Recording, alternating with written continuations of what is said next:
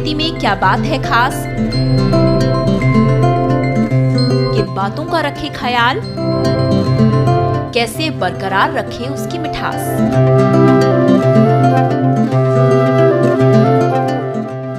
नमस्ते, आप देख रहे हैं बातें खेती की और मैं हूं याशु गांधी।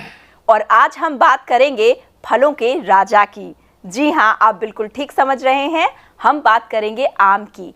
वैसे आम तौर पर आम को सिर्फ इसीलिए फलों का राजा नहीं कहा जाता कि वो बहुत आम होता है, बल्कि वो बहुत खास होता है। पौष्टिकता से लबरेज, स्वाद से भरा हुआ और भी बहुत सी ऐसी खास गुण उसमें होते हैं जो आपको और आपकी सेहत को पूरी तरीके से स्वस्थ रखते हैं।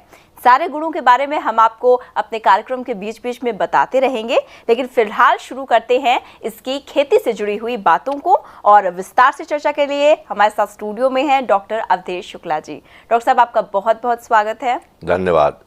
डॉक्टर साहब, मिठास से भरा हुआ आम, इसकी मिठास के पीछे एक किसान की बहुत सारी मेहनत होती है। शुरुआत भूमि से होती है। किस तरह की भूमि और जलवायु इसकी आवश्यकता होती है अगर खेती की जाए आम की? तो आम जो है, जैसा कि आपने भी बताया कि फलों का राजा है, और जब आम की बात आती है तो मुंह में पानी भर आता है। इसके उत्तर प्रदेश जो है, सबसे अधिक क्षेत्रफल जो है भारतवर्ष में उत्तर प्रदेश में है, जबकि आंध्र प्रदेश में उपज के हिसाब से सबसे ज़्यादा आंध्र प्रदेश में ये जो है पैदा होता है। जहाँ तक भूमि की बात आती है, हर प्रकार की भूमि में आम को उगाया जा सकता है। केवल जो उसके लिए नॉर्म्स हैं वो ये हैं कि जल निकास बहुत अच्छा होना चाहिए और 2 मीटर से लेकर के 2.5 मीटर तक ज़मीन नीचे जो है वो भूमि अच्छी होनी चाहिए। मतलब अच्छी का मतलब ना तो उसमें कंकड़ हो और ना कोई कठोर परत हो, ताकि सुगमता से इसकी जड़ें जो हैं वो नीचे तक फैल जाएं। तो ये तो भूमि की बात हुई, और अगर जलवायु पे ध्यान दिया जाए तो देखिए, उष्ण और उष्ण समशीतोष्ण जो जलवायु है इसके लिए बहुत ही उपयुक्त होती है। किसान की भाषा में अगर हम ये इसको कहें तो हम ये कहेंगे कि आम का पौधा समुद्र तल से 600 फीट तक जो है बड़ी आसानी से उगाया जा सकता है, और जो 4.4 डिग्री सेंटीग्रेड से लेकर के और 43.3 डिग्री सेंटीग्रेड तक ये बड़े आराम से उग जाता है। लेकिन इसके लिए जो सबसे बढ़िया तापक्रम है वो 23.8 डिग्री सेंटीग्रेड से 26.6 डिग्री सेंटीग्रेड जो है वो तापक्रम इसके लिए बहुत ही उपयुक्त माना गया है। डॉक्टर साहब, जिस तरीके से आपने तापक्रम की और जलवायु की बात बताई, इसमें जो अलग अलग इसकी जो प्रजातियां होती हैं, किस्में होती हैं, वो भी बहुत ज़्यादा प्रभावित होती होंगी कि हम अगर इस जलवायु में करें तो ये किस्म बहुत बेहतर उपज देगी, और अगर दूसरी तरह की जलवायु है, तापक्रम कम ज़्यादा है, तो कोई और प्रजाति को लगाना ज़्यादा मुफीद रहेगा। इसका जो फलने का समय है उसकी वजह से ज़्यादा अंतर नहीं आता है, लेकिन जो हमारा जाड़े का मौसम होता है वो जाड़े में आप देखते हैं कि कभी कभी हमारे यहाँ कहीं 0 डिग्री सेंटीग्रेड हो जाता है और माइनस में भी हो जाता है। तो जहाँ ये 0 डिग्री से नीचे चला जाता है वहाँ फिर आम का कोई भी जो है वो फसल, कोई भी प्रजाति जो है वो कारगर नहीं है। और इसी तरीके से जब हम 600 फीट से ऊपर चले जाते हैं तब भी हमारा तापक्रम जो है वो इसके लिए सूट नहीं करता है। अब बात आती है कि प्रजातियों की, जो आपने पूछा, तो इसमें जो है, इसमें आम की तो बहुत सी प्रजातियां हैं, लेकिन जो मुख्य प्रजातियां जिनसे हमको अधिक लाभ होता है उसमें सबसे पहली है बम्बई हरा। ये प्रजाति जो है खाने में बहुत स्वादिष्ट होती है, रसीली होती है, लेकिन इसमें जो है इसको भंडारण करने की क्षमता इसकी बहुत कम होती है। उसके बाद दूसरी जो बहुत ही प्रचलित है और बहुत ही स्वादिष्ट है वो है दशहरी। दशहरी में होता क्या है, इसका रंग पीला होता है और मीठा होता है, सुगंधित भी होता है, इसमें रेशे भी नहीं होते हैं, और इसको अधिक दिन तक जो है इसको जो है हम भंडारण कर सकते हैं। इसलिए दशहरी की जो है आम जो है प्रजाति को लोग ज़्यादा पसंद करते हैं। उसके बाद एक तीसरे नंबर पर जो आता है उसे कहते हैं लंगड़ा। जी हाँ, नाम तो इसका लंगड़ा जरूर है, लेकिन ये बहुत स्वस्थ है। अगर आप दशहरी अगर 6 खाने की क्षमता रखती हैं तो आप लंगड़ा 2 ही खा पाएंगी, इतना इसमें गूदा होता है। आकार भी बड़ा होता है, आकार भी बड़ा होता है, गूदा इसमें बहुत ज़्यादा होता है, गुठली बहुत छोटी होती है। तो ये पेट भरने के हिसाब से भी होता है और स्वादिष्ट भी होता है, दोनों ही बातें हैं। और इसकी भंडारण क्षमता भी अच्छी है। उसके बाद लंगड़ा के बाद जो है वो आता है चौसा। चौसा जो है ये इसलिए लगाया जाता है कि जब हमारी दशहरी, बम्बई और जो है लंगड़ा की फसल करीब करीब टूटने लगती है, तब चौसा का टूटना प्रारंभ होता है। पिचैती है, देर में वाली है, तो इस तरीके से हमको आगे चल करके भी उससे जो है काफ़ी हमको आमदनी हो जाती है। और ये काफ़ी बहुत बड़ा फल होता है इसका, लेकिन इसकी जो है भंडारण क्षमता बहुत कम होती है। उसके बाद एक होती है फजरी, ये भी जो है पिछैती किस्म है। ये इसी के साथ चौसा के साथ जो है फजरी जो है वो चलती है। एक फसल और है जो बहुत ही प्रजाति है और जिसको स्पेशली लगाया जाता है काहे के लिए, अचार के लिए, उसका नाम है रामकोला। ये पकने के बाद भी खट्टी रहती है। कच्चे पर तो जो इतनी खट्टी होती है, लेकिन पकने के बाद भी ये बहुत खट्टी होती है, इसलिए इसको पकाने की आवश्यकता ही नहीं होती है। कच्चे पर ही जब ये इसमें जो है गूदा अच्छी तरीके से पड़ जाता है तो इसको जो है अचार के लिए जो है तुरंत जो है अचार के लिए इस्तेमाल कर लेते हैं। एक विशेष प्रजाति हम आपको बताते हैं, वो है आम्रपाली। ये आम्रपाली विशेषकर यूनिवर्सिटी ने जो है इसलिए बनाई है कि इसका पौधा बहुत छोटा होता है। जिनके घरों में किचन गार्डन है जी, वो आम का स्वाद अपने घर में लगा करके ले सकते हैं। और आप ये समझ लिए कि जब हम पौधे से पौधे की दूरी रखते हैं, और लाइन से लाइन की दूरी कहते हैं 10 मीटर होनी चाहिए, तो आम्रपाली के लिए हम कहते हैं 2.5 मीटर पे ही हमें इसे लगा देना चाहिए। इतना छोटा पौधा होता है। आराम से जो है ये जब पौधा पूरी अपनी अवस्था 15 वर्ष की अवस्था में पहुंच जाता है तो ज़्यादा से ज़्यादा ये 8 फीट या 9 फीट से ज़्यादा ऊंचा नहीं होता है। ये तो आपने प्रजातियां बताई कि अगैती की ये होती है, कुछ पिछैती की मानी जाती है, चौसा जो बच्चों की बहुत फेवरेट होती है। इस प्रजाति के हिसाब से इनको लगाने का जो समय होता है और विधि होती है वो आपसे जानेंगे, लेकिन फिलहाल यहाँ पर वक्त इशारा कर रहा है कुछ पल रुकने का, तो जल्द लौटते हैं एक ब्रेक के बाद। ब्रेक के बाद एक बार फिर से आपका स्वागत है। आप देख रहे हैं बातें खेती की, और आज बात हो रही है मज़ेदार रसीले मीठे आम की। आम की खेती की हम बात कर रहे थे, लेकिन आगे बढ़ने से पहले मैं आपको बताऊं कि आम मीठा ज़रूर होता है, लेकिन हमारे शरीर में पहुंचकर जो शुगर लेवल होता है उसको कम करता है। तो बेफिक्र होकर आप आम का सेवन कर सकते हैं। खेती की बात कर रहे थे डॉक्टर साहब, आपने अलग अलग इसकी जो है प्रजातियां बताई, उसके अनुसार क्या सही समय और विधि होती है जब हम इसको रोपते हैं, इसको लगाते हैं? देखिए, सबसे पहले ज़रूरी है कि मई के महीने में ही हम इसके गड्ढे खोद करके और डाल देते हैं।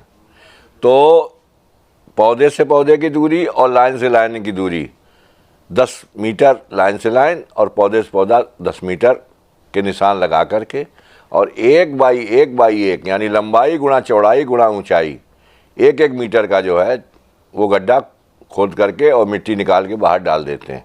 ये 15-20 दिन तक इस तरीके से गड्ढा खुदा हुआ पड़ा रहेगा। तो उसमें सूर्य का प्रकाश जाएगा। सूर्य का प्रकाश जाने पर इसमें जो कुछ भी लार्वा प्यूपा जो भी हैं, कीड़े हैं, वो सब नष्ट हो जाएंगे, और बीमारियों वाले जो अगर विषाणु भी हैं तो वो भी जो है मिट्टी से अलग हो जाएंगे। अब हमको करना क्या है कि इस गड्ढे में मिट्टी लेते हैं भुरभुरी, और जितनी गड्ढे के लिए मिट्टी की आवश्यकता है उतनी गोबर की सड़ी हुई खाद या कंपोस्ट हम ले लेते हैं, दोनों को मिला करके, और उसमें 200 ग्राम प्रति गड्ढा लिंडेन धूल मिला देते हैं ताकि जिसमें दीमक की संभावना ना रहे। अब इसको अच्छी तरीके से खाद, मिट्टी और लिंडेन को अच्छी तरीके से मिला करके गड्ढा भरते हैं, और गड्ढा भरते समय उसको जो है कम से कम जो है 5-6 सेंटीमीटर ऊंचा भरते हैं। वो इसलिए कि जब हम गड्ढे में पानी देंगे तो ये मिट्टी बैठेगी जी, तो बिल्कुल हमारा जो है गड्ढा नीचा ना हो, समतल बना रहे। अब जब ये गड्ढे हम तैयार कर लेते हैं और हमने गड्ढा भर दिया, उसमें पानी हमने सिंचाई कर दी, उसमें पर्याप्त मात्रा में हमारी जो है ये नमी हो गई, तो इसमें हम करते क्या हैं कि जो हमारी प्रजाति हमने चयनित की है जी। उस प्रजाति के पौधों को ला करके और गड्ढे के बीचा बीच में सेंटर पर जा करके इस पौधे को हम लगा देते हैं। तो जब हम पौधे लाते हैं तो उसमें जो है नीचे जो है उसमें घास फूस जो बंधी हुई होती है उसको खोल देते हैं और आसानी से उसकी पिंडी टूटे नहीं, जिससे कि उसकी जड़ें ना खुलें, और उसको अच्छी तरीके से मिट्टी हटा करके उसमें लगा देते हैं और लगाने के बाद तुरंत उसमें सिंचाई कर देते हैं। सिंचाई, बिल्कुल मैं भी इसी बिंदु पे आने वाली थी कि सिंचाई का इसमें क्या रेशियो रहता है पानी का। देखिए, प्रारंभ में जब हम पौध लगाते हैं तो हमको जब तक कि पौधे में खूब अच्छा हरापन महसूस होने लगे तब तक हमको हर एक दिन के पहले 2 या 3 दिन लगातार शाम को सिंचाई करेंगे और उसके बाद फिर जो है फुब्बारे से इसको हम सिंचाई कर सकते हैं। बड़े पैमाने पर अगर है तो हल्की सी नालियों के द्वारा सिंचाई की जा सकती है। उसके बाद जो है जब ये पौधे अच्छी तरीके से बन जाते हैं तो गर्मी में इसको जो है हम 1 हफ्ते के बाद, और जाड़े में अगर है तो 10 से 12 दिन पर जो है हम सिंचाई करते हैं। लेकिन जब पौधे बड़े हो जाते हैं तो 15-20 दिन के बाद ऐसे इस तरीके से इंटरवल बढ़ता चला, समय उसका बढ़ता चला जाता है सिंचाई का। सिंचाई के बाद हमारी बात आती है उर्वरक की। 1 साल से लेकर के और जब तक पौधा 10 साल का नहीं हो जाता है तब तक इसमें जो है उर्वरकों की मात्रा भिन्न भिन्न हो जाती है। जैसे जब पौधा 1 साल का होता है तो हम कहते हैं 10 किलो तो हमें गोबर या कंपोस्ट की खाद उसमें थावले में डालनी है उसके, और 100 ग्राम नाइट्रोजन, 50 ग्राम फास्फेट और 100 ग्राम जो है पोटाश डालेंगे। कॉपर सल्फेट 25 ग्राम, जिंक 25 ग्राम और बोरेक्स जो है वो 5 साल तक इसको हम जो है 25-25 ग्राम के हिसाब से डालेंगे। 5 साल के बाद डालना बंद कर देंगे। मतलब आम तौर पे अगर इसको बहुत ही साधारण तरीके से समझें तो जैसे जैसे पौधा बढ़ रहा है हम उसमें उर्वरक और जो खाद डाल रहे हैं उसकी मात्रा में भी इजाफा कर रहे हैं। हाँ, तो उसके लिए ज़्यादा उसमें गणित लगाने की आवश्यकता नहीं है। जो हमने पहली साल दिया है जी। उतनी ही मात्रा हर साल हमको बढ़ाते चले जाना चाहिए 10 साल तक। मतलब अगर हमने नाइट्रोजन 100 ग्राम दी है तो दूसरी साल 200 ग्राम, तीसरी साल 300 ग्राम, चौथी साल 400 ग्राम, इस तरीके से बढ़ाते बढ़ाते जो है हमारी मात्रा जो है वो 10वीं साल में जाकर के 1 किलो हो जाती है।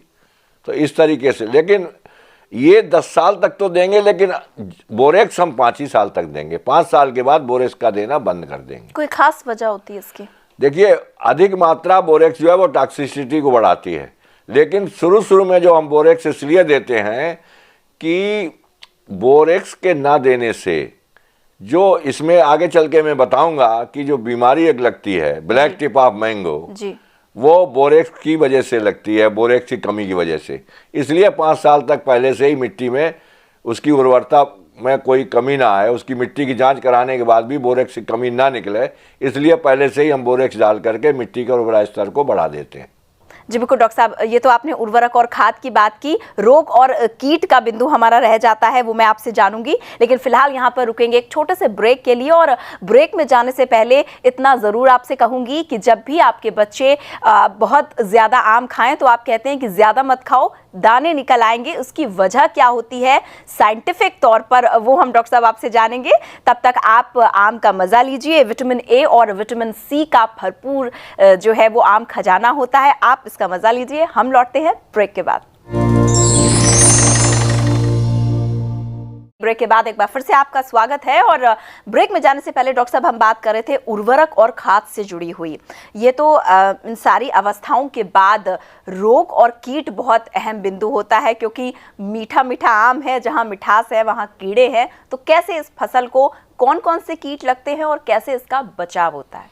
आम में जो है बहुत ही कीटों का ज़्यादा प्रकोप होता है। तो इसमें जो सबसे ज़्यादा भयानक कीट होता है वो है मैंगो हापर। ये 2 से 3 इंच की लंबाई का कीड़ा होता है और इसको कहते हैं भुनका। यानी जब अगर आप पेड़ के पास जाएंगे और आप इस तरीके से अगर कोई टहनी हिलाएंगे तो एकदम उसमें जो है आवाज़, भन भन की आवाज़ आएगी और हज़ारों की संख्या में आपको ये जो है उड़ते हुए से दिखाई देंगे। आम का पत्ती जो कोमल पत्ती होती है या जहाँ बौर का आना शुरू होता है वहाँ पर जाकर के ये रस चूसता है जी। और रस चूस करके जो है ये हमारे बौर को नष्ट करना शुरू कर देता है। तो इसके लिए जो है बहुत आवश्यक है कि क्विनाल्फास जो है वो 25 EC का 20 मिलीलीटर प्रति लीटर पानी में घोल करके और इसका छिड़काव किया जाए। यदि क्विनाल्फास हमको 25 EC का नहीं मिलता है तो ऐसी दशा में हम जो है वो डाइमेथोएट 30 EC जो है 20 मिलीलीटर लेकर के प्रति लीटर पानी में घोल सकते हैं।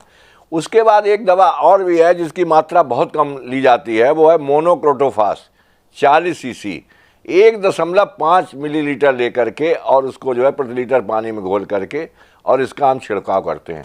और ये छिड़काव जो है पहला छिड़काव करने के बाद फिर हमको 10-15 दिन के बाद एक छिड़काव इसका और करना चाहिए।